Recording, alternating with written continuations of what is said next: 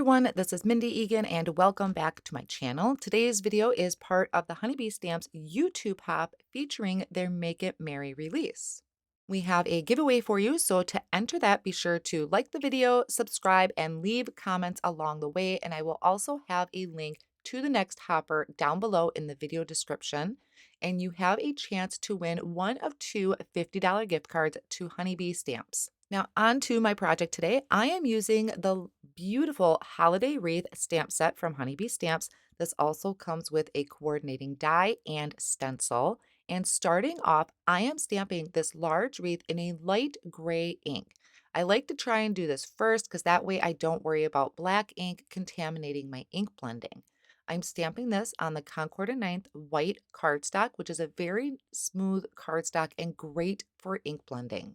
Now I stamped the image twice because it is a brand new stamp and it didn't look the greatest at first, but once you let that ink kind of settle and dry, it turns out perfectly. So I'm starting by looping some craft tape onto the back of my cardstock to secure it down to my work surface. And then I have some Post-it tape holding down the first layer of the stencil. Now with the stencil, it comes in 4 parts, I believe. There is a part for the leaves, the flowers, and then the berries. There's also a stencil in there for the individual flowers that are on the stamp set. Each of those stencils is labeled at the very top. There's an etching up there that tells you what the layer is. It's hard to see on camera, but in person, you can totally see it. So I'm starting with the first layer, which is my leaves, and I am ink blending on some Twisted Citron Distress ink. I am using a blending brush to do this. Normally, I stay away from distress inks because they are, to me, they're really hard to ink blend. But it's a lot easier when you have a very smooth cardstock, which I do, and I'm also using blending brushes. Now I wanted to add a little definition to those leaves, so I brought in pine needles and I'm going around from the inside out and then also just kind of dabs here and there around the flowers. I'm also making sure to dab off a lot of the color onto my work surface because I don't want to come in too strong or too heavy-handed with the distress ink. Now that I have the leaves done, I removed that stencil. I placed my next one on, which is the flowers, secured that down with the Post-it tape. And when I'm securing this down, I am making sure my Post-it tape is touching the cardstock, my work surface, and the stencil. Now for the flowers, I am using worn lipstick. So I picked up the ink with the blending brush, and this time I'm dabbing off onto a paper towel. I felt that it just removed ink a little better with the paper towel versus my glass surface. I can always add more color to my flowers. I can't take away if it comes in too strong. Now, I wanted to add a little more detail, so I grabbed this mini detail blending brush and I'm trying to add more of that color to the center and kind of spread it out a little bit. I really probably should have gone with like festive berries or candied apple, something a little darker because it kind of just faded all into one color.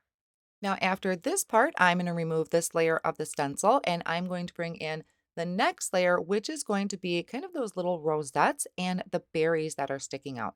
So for this one, I'm using spun sugar, and these are all in the Distress Ink lines.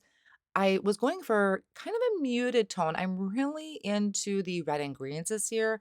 Normally, I kind of go into non-traditional, but I've really been feeling the traditional vibe lately. So now back to my image.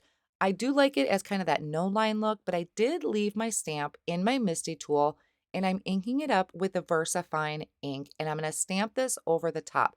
I know this is kind of risky, but I really wanted to have those black lines on there.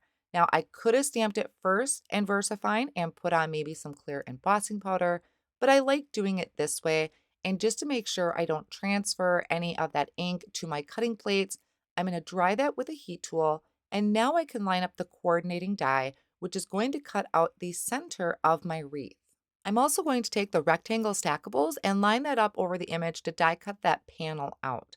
Now I want to put something in the middle of there, and there's 2 paper packs that Honeybee Stamps has. There's the Make It Merry, and then there's the Giddy for Gingham. And there are some beautiful pattern papers in here. I really like this Make It Merry. I really love the plaid, but you'll see as I kind of bring in my panel to show you what that looks like through it, I just thought it was a little bit too busy. So I'm going to end up going for the Giddy for Gingham, And I already kind of had in mind this pink one. Now there's two shades.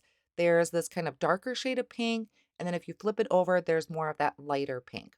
Now, when I had die cut out the panel with the rectangle die, I did not line it up very well. So I was a little off. I trimmed that panel down to 4 by 5 1/4. Now I'm stamping a sentiment that is also off of that Holiday Wreath stamp set.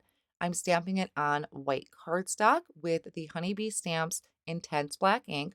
It is brand new stamp, not completely conditioned yet. So I'm going to stamp it twice to make sure that it is nice and crisp. Then I can go ahead and use the coordinating die to die cut that out. I also die cut out that sentiment a few more times from white cardstock so I could layer it together for dimension. I used liquid glue to attach those, and I'm just going to take a heavy block and place it on top so that it's really setting down and secured together. To start adhering my card together, I am taking my panel with the wreath on it, and I'm going to layer the back of it with foam tape so that I'm going to pop it up. Then I can take this and attach it to that pink gingham panel, so it gives a little bit of lift to our background. Then I'll flip this over. I'm going to add tape runner to the back and then attach this to a white card panel that is 4 1/4 by 5 1/2.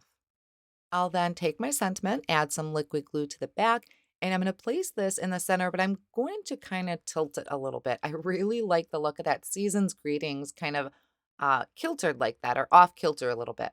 Now, to embellish, I wanted to put some gold centers to my poinsettias that are in my wreath.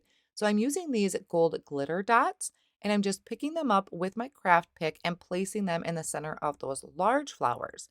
I still wanted to embellish the center just a little bit, so I found these Borealis, these gems. Too early to be saying that word. And I'm placing a couple of those around my sentiment. So that finishes off my card project for you today using this beautiful holiday wreath stamp, die, and coordinating stencil. I will have all of my supplies listed down below in the video description and over on my blog as well. And don't forget to like and comment on the video and subscribe to the channels. This is part of a YouTube hop. I will have the next hopper in line down below in the video description. Thanks so much for joining today and see you again soon.